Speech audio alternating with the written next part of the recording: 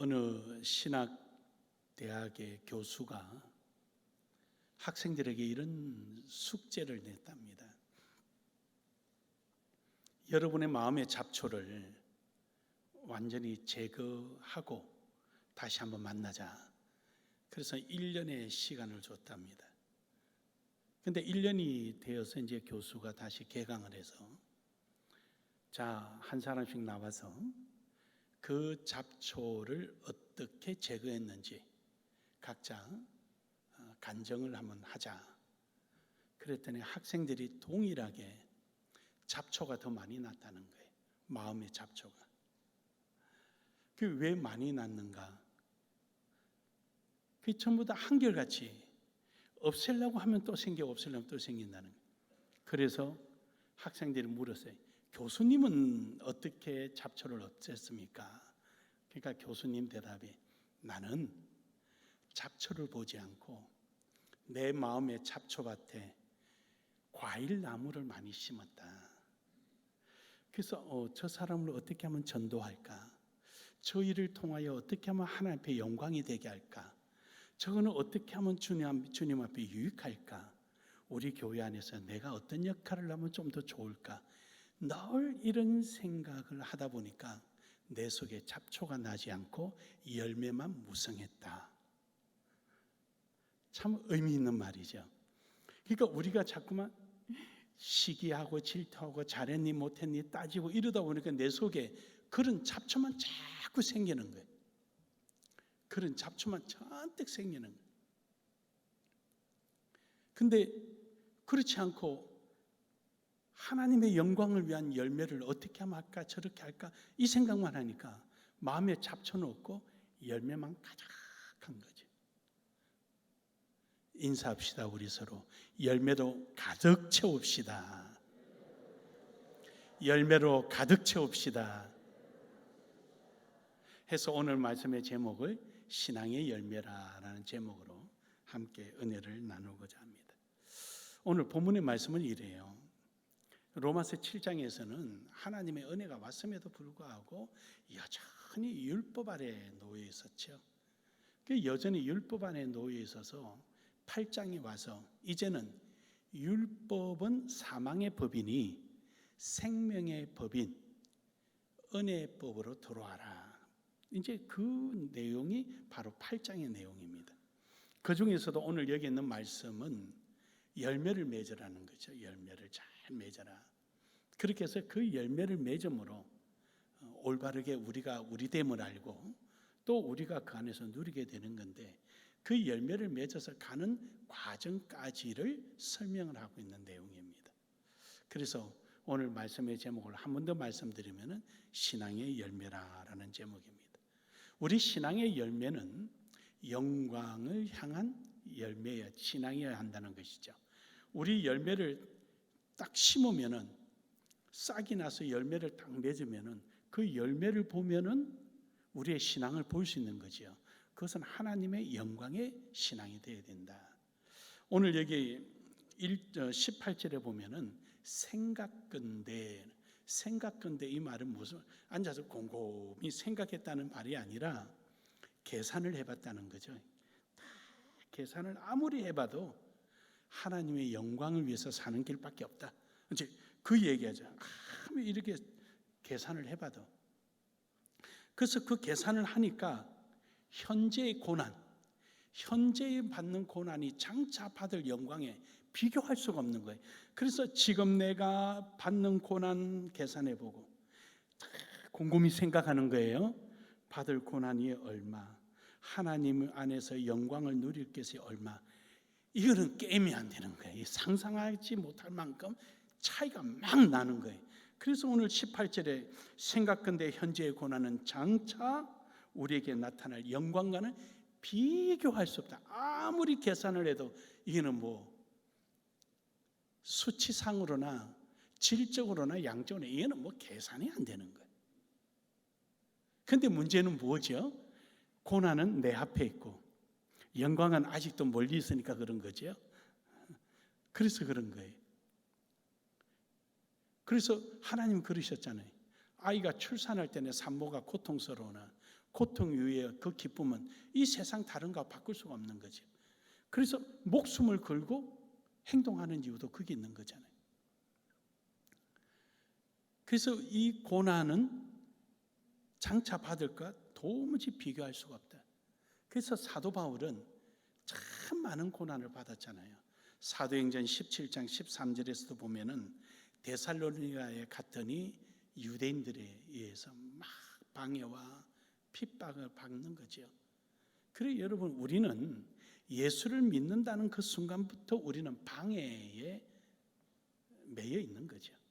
여러분, 그 방해도요, 그 방해가 있으니까 우리가 하나님 앞에 인정받는 거예요. 비행기가 뜨는데요, 이륙 5분, 착륙 5분이라 그래요. 모르겠어요. 나는 조정을 안 해봐서. 제가 청주에 그 공군 사관학교에 실습하는데 그 시뮬레이션을 한번 해봤어요. 3번을 했는데 3번 다 착륙하다 다 틀어박아 버렸어요. 이륙은 하겠어요. 어쨌든 간에 뭐 길게 잡아 당기니까 뜨죠 뭐. 근데 착륙이 안 되는 거예요. 착륙이. 그래서 옆에서 목사님, 이러다가는 수백억 가는 비행기 작살납니다. 내리니까 그냥 쿵해서 다 깨지는 거예요. 근데 비행기가 가장 두려운 게 바람이랍니다. 바람. 근데 그 바람 없으면 비행기가 또 잘 가지를 못해요. 바람이 있으니까 띄우죠. 바람 없으면 띄우겠습니까?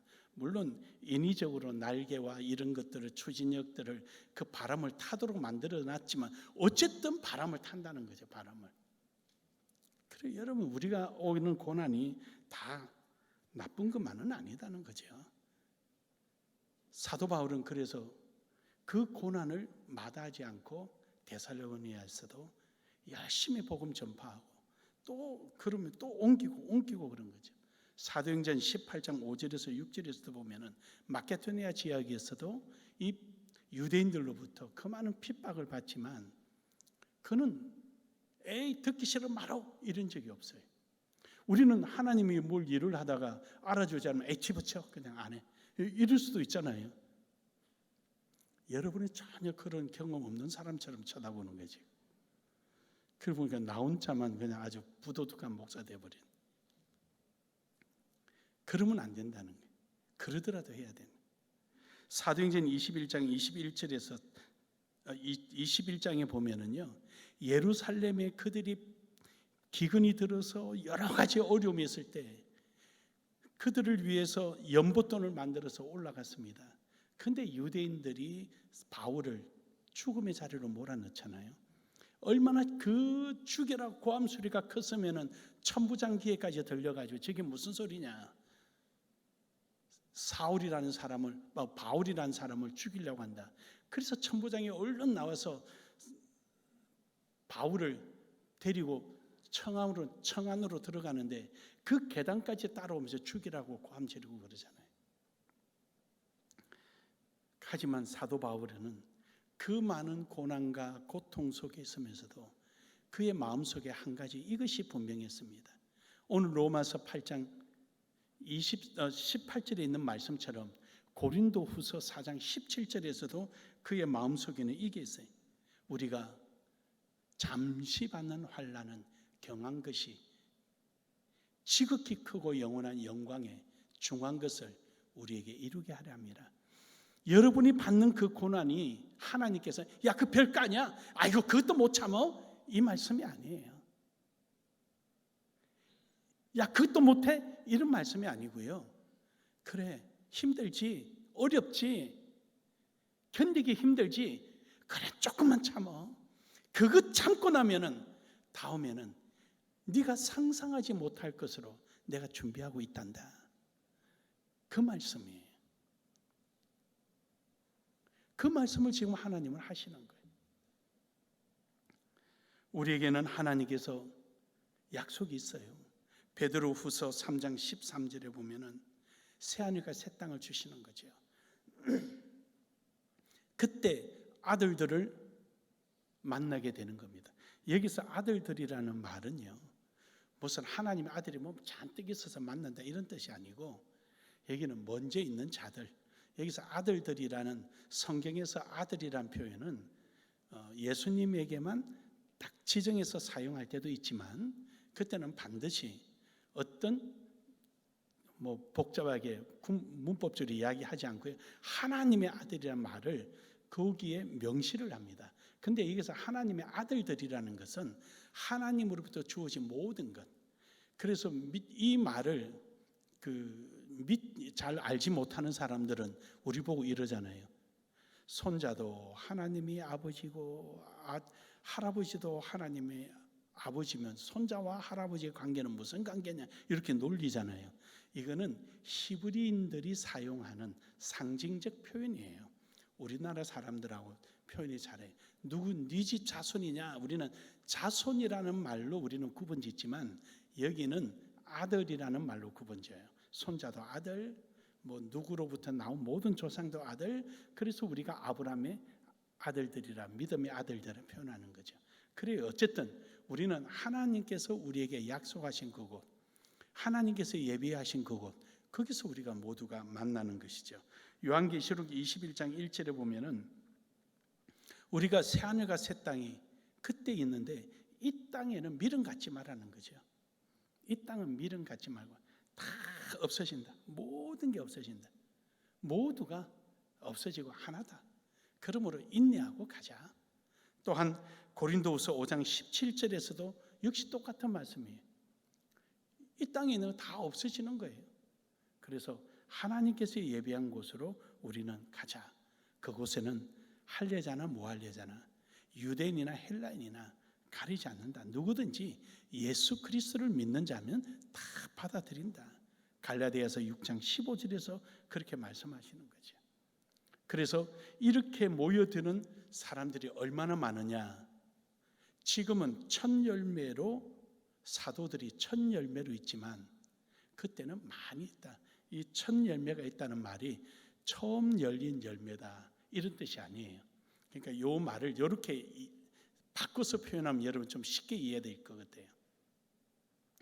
100kg 몸을 가진 사람이 10명이 달리기를 했어요. 가까스로 2등을 했어요. 2등 했는데 사람들이 와, 잘 달린다 그러는데, 아유, 내가 100kg인데. 그러면 여기서 100kg라는 말은 100kg임에도 불구하고 2등을 했다라는 2등에 초점을 맞춰서 이해를 해야 되는 거예요. 근데 꼭 뺐다간 사람은 그래요. 어제 혼자 다 먹더니 100kg 됐어, 또 이러는 거예요.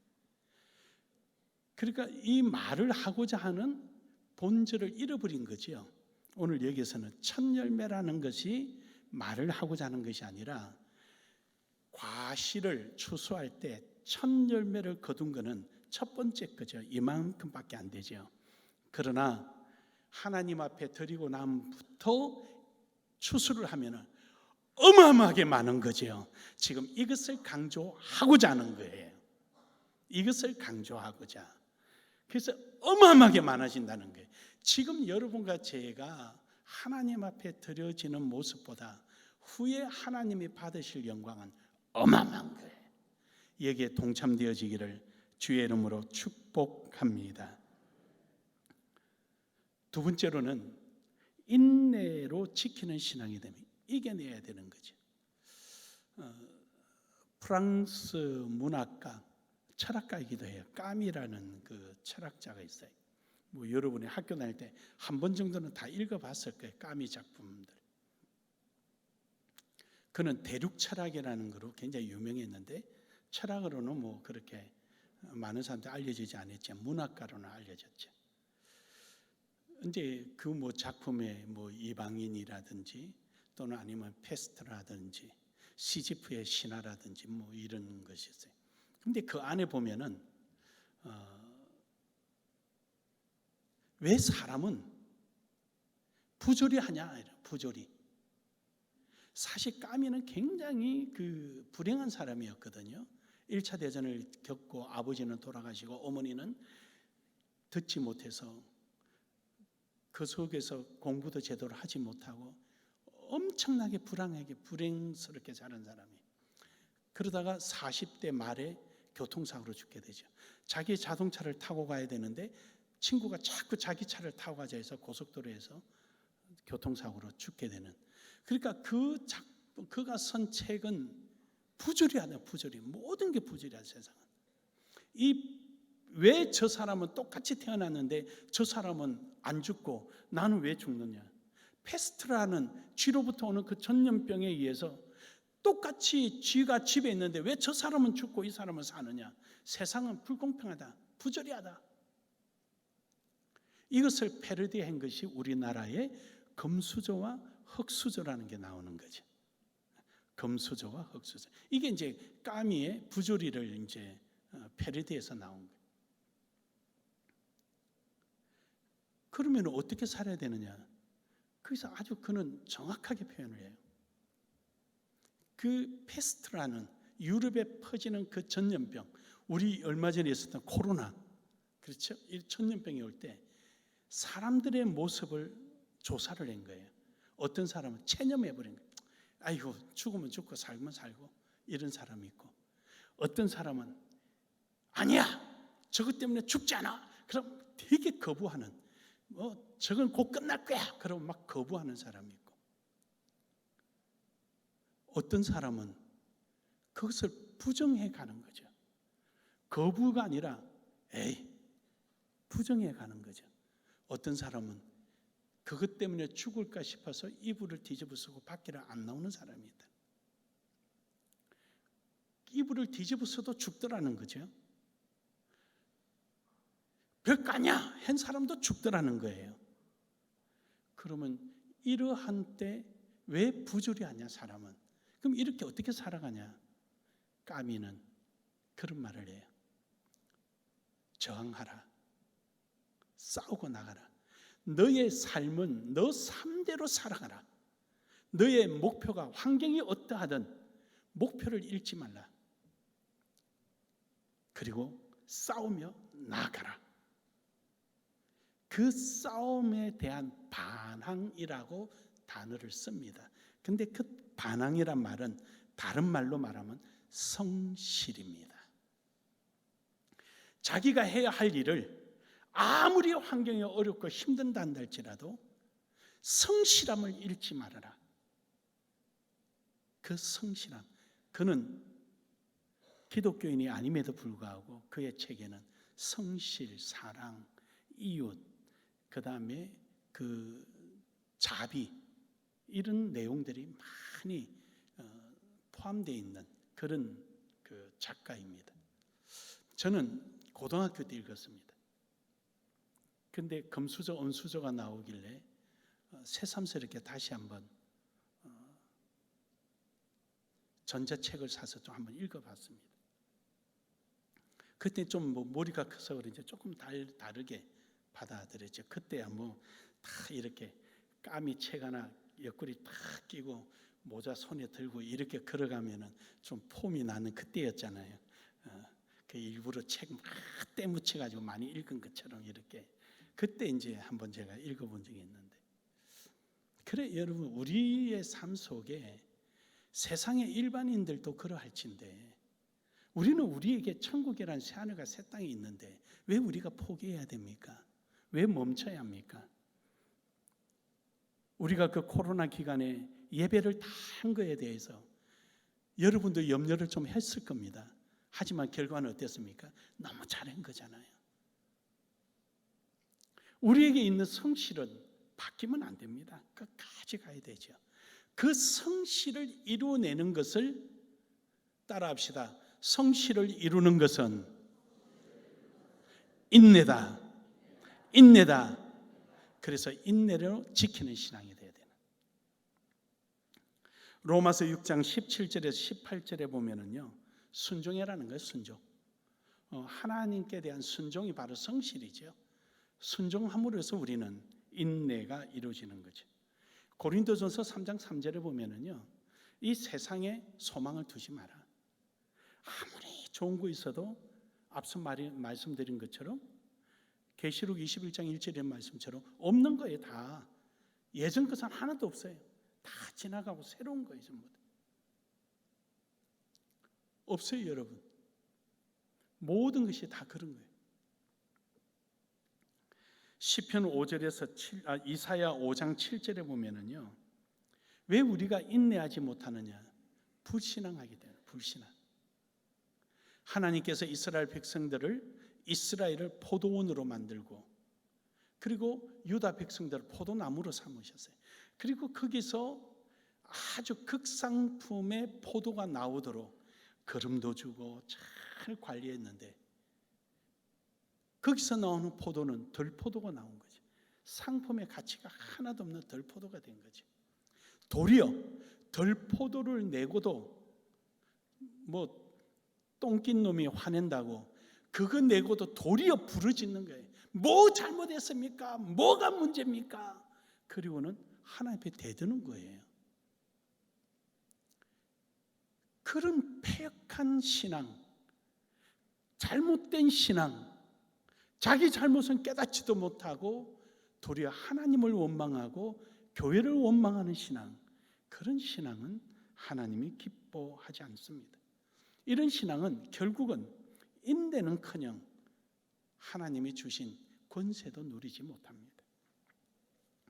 그러므로 우리는 좋은 밭에 있어야 됩니다. 누가복음 8장 15절에 있는 말씀처럼 좋은 밭은 착하고 말씀을 듣고 인내함으로 결실하는 거죠. 저 말씀은 여러분에게 하도 많이 말씀드려서 아마 벌써 저 말씀 너무 머릿속에 푹 돌아갈 거예요. 그래도 잊어버린 사람을 위해서 다시 한번 더 설명합니다. 이스라엘은 우리나라 농사법하고 다르다는 말이죠. 우리는 밭을 메고 씨앗을 뿌려요. 그런데 이스라엘은 그렇지 않아요. 씨앗을 뿌리고 밭을 메요. 왜냐하면은 늦은 비 때 홍수처럼 막 탕류가 내려오게 되죠. 그러면은 이런 돌이라든지 가시등불이라든지 온갖 게 실려 내려와서 어디에 꽉 차 있느냐? 갈릴리 주변에 쫙 정거장이 거기가 총점이에요. 일부는 갈릴리 호수도 가지만 대부분 거기 있어요. 왜냐하면 거기는 밭이 있고 나무가 많이 있다 보니까 거기 전부 다 걸려 있는 거지. 그러니까 이제 나귀등에다가 곡식 자루를 양쪽으로 탁 걸치고 구멍을 내서 자기 밭을 왔다 갔다 하면은 들어오는 바람에 의해서 이 곡식 씨앗이 뿌려지게 되죠. 그런 다음에 자기 밭을 이제 매기 시작합니다. 밭을 매면은 이런 돌도 나오고 가시 등불도 나오고, 그 다음에 씨앗이 길짝밭에 나왔으면 땅 속에 묻어주고, 어떤 거는 나귀가 밟고 지나가므로 길짝밭에 두게 되고, 때로는 바람 불어서 저 밖에 떨어질 때도 있고, 그렇게 해서 그 다음에 씨앗을 이제 처음부터 흙을 덮어서 밭을 갈게 되죠. 그래서 씨앗 뿌리고 밭을 갈다 보니까, 밭을 매다 보니까 우리하고 반대예요. 그럼 이런 돌과 가시등불은 어디 두느냐? 자기 경계를 만드는 거예요. 그거는.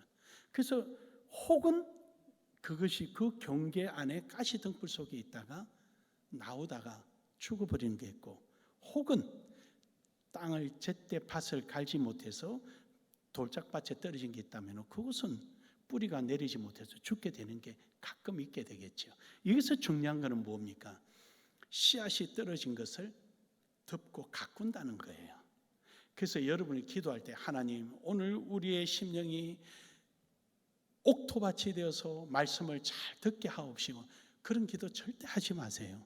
30년 들은데도 안 바뀌는데 오늘 하루 믿어서 바뀌겠어요? 그런 소리 하지 마세요. 그게 아니라 오늘도 그 말씀을 내 마음 생활 속에, 요즘 우리 교회 같으면 권세가 되도록 내 자신을 변화시키며 순종하게 하셔서 열매 맺는 밭이 되게 하옵소서, 이렇게 기도하는 거예요. 그 뜻도 모르고 옥토밭이 되는, 수십 년 들어도 안 바뀌는 거예요. 오늘 듣는다고 바뀌겠어요? 그렇게 바뀌는 게 아니에요. 그 농사가 그렇게 지어지는 거예요. 그래서 우리는 이 말씀을 받아서 착하고 좋은 마음이 되어서, 이 말씀을 좋게 생각해서, 그래, 이 말씀대로 살아봐야지, 이 말씀대로 가야지. 아까 생각해보건대 계산해봐도 아무리 봐도 이길 밖에 없으니 내가 끝까지 인내하며 나가야지 해서 결국에 결실을 맺는 걸 말하는 거예요. 우리 나눔의 교회는 이런 교회가 되기를 주의 이름으로 축복합니다. 요한복음 12장 24절에 보면은 우리는 이렇게 씨앗이 땅에 떨어지면 자기를 희생해야 돼요. 내 그 씨앗이 그대로 자기의 존재를 드러내고 있으면은 절대로 맺히지 않습니다. 그러니까 이것은 자기 기득권을 포기하는 거예요. 내 모습을 다 포기하는 거예요. 그래서 썩어져 없어지는 거예요. 흙을 파도 내 존재가 없어요. 하나도 없어. 아무리 찾아도 없어. 내 기득권이 없는 거예요. 내 존재가 없는 거예요. 여러분, 교회 안에서 하나님 안에서 나란 존재가 없어지는 거예요. 그럴 때 하나님은 사용하시는 겁니다. 믿으십니까? 그리고 난 다음에 거기서 싹이 트고 줄기가 생겨서 많은 열매를 맺는 거죠. 결국 내가 희생하는 것은 희생하고자 하는 목적에서 벗어나지 말아라는 거예요. 하나님의 영광을 위하여 벗어나지 말아라는 거예요. 끝까지 가라는 거죠. 그게. 그럴 때 거기서 싹이 나오고 열매가 맺히는 거죠. 사랑하는 여러분, 우리의 삶이 이래야 하는 겁니다. 끝까지. 지금까지 여러분 잘해 오신 거예요. 왜요? 필리핀 선교를 지금까지 교회 개척 이래 지금까지 그렇게 해오셨잖아요. 그래서 지금 이렇게 결실을 맺잖아요. 이 결실을 맺고 나면은 이제는 그 필리핀이라는 여러분이 썩어지고 없어진 그 자리에 필리핀이라는 또 다른 가지가 이제는 주릉주릉 열매를 맺고 갈 것입니다. 그러므로 여러분, 오늘도 우리에게 주어진 이러한 일에 우리가 최선을 다하고 우리 신앙을 인내하며 나아가기를 주의 이름으로 축복합니다. 이것을 우리는 관심을 갖고 인내가는 이 과정을 기도하는 과정이라 그럽니다. 골로새서 1장 9절에서 10절에 보면은 기도하는 거예요. 끝까지 하나님 앞에 관심을 갖고 기도하고 계속 앞서 서두에 말씀드린 것처럼 잡초가 나지 않게 하는 데는 계속 지속적으로 열매를 위해서 하나님의 영광을 위해서 어떻게 살 것인가, 그게 관심을 두다 보면은 바로 내 속에 그것으로 가득 차게 되는 거죠. 그 이상 그 이하도 아니에요. 그로 가득 차게 되는 거죠. 이제 우리가 조금 있으면은 도전 40일 특별 새벽 기도가 또 시작됩니다.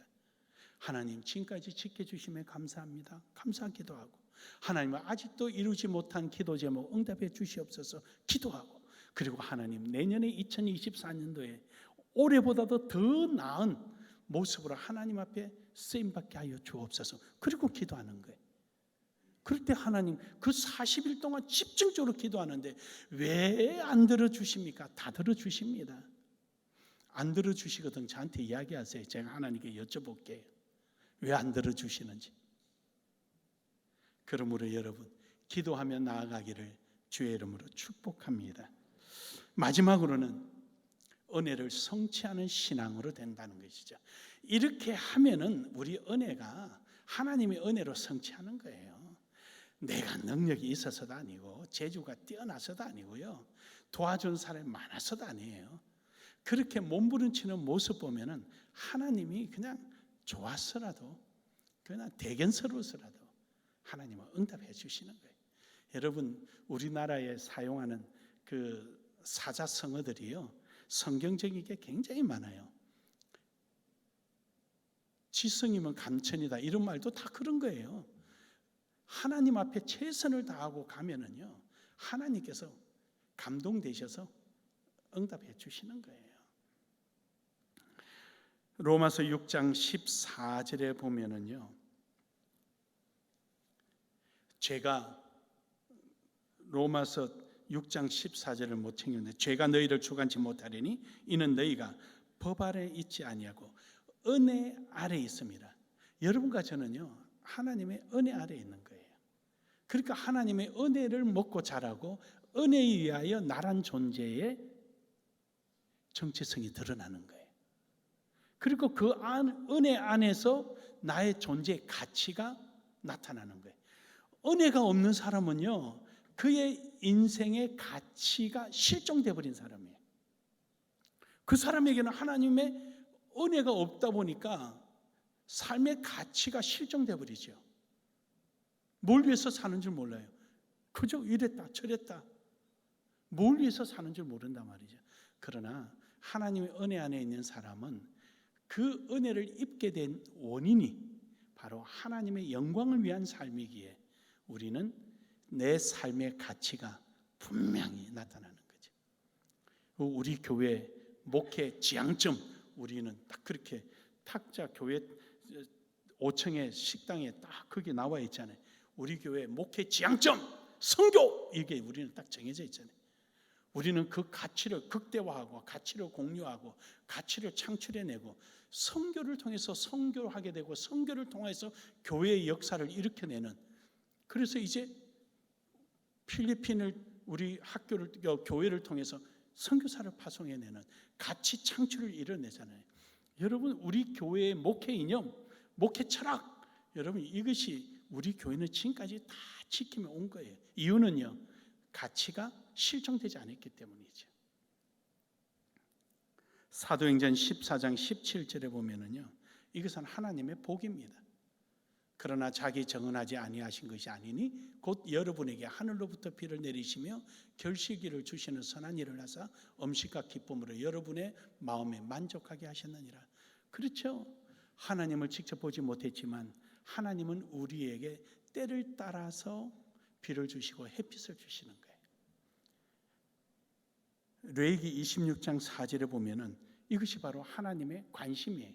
내가 너에게 철따라 비를 주리. 철따라, 이제 저 내용을 하나님의 관심인데 저것을 좀 더 여러분이 이해하기 쉽게 표현하면 이렇게 표현하면 해볼게요. 아이가 출산했어요. 그런데 이제 100일도 되지 않았는데 갑자기 막 울어요. 그럼 엄마는 당황하죠. 젖도 물리 보고 기저귀가 젖었나도 보고 어디 뭐가 이상이 있나 끌어안고 두들겨보고 얼려보고 막 별것 다 해보는 거예요. 엄마의 관심은 아이의 울음소리가 왜 울었는가를 지금, 그게 지금 온통 관심이에요. 그래서 엄마가 할 수 있는 것처럼 모든 걸 다 동원하죠. 그래도 안 되면 병원에 간단 말이에요. 전문가에게. 모든 관심이. 하나님의 관심은 우리에게 그렇게 하고 계신 거예요. 봄이냐 봄의 날씨 주시고, 여름이냐 비 많이 주자, 가을이냐 결실하게 하자, 겨울이냐 이렇게 하자. 마음에 감흥이 안 오시나요? 언제든지 내 필요에 맞는 것을 채워주시는 하나님. 그래서 내가 가장 안락하게 살 수 있도록 환경을 조성해 주시는 하나님, 바로 하나님이셔요.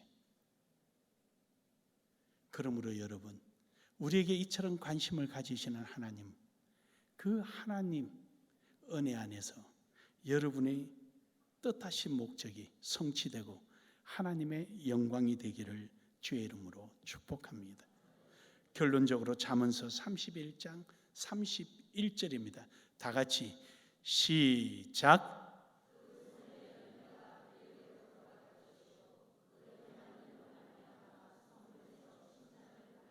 아멘.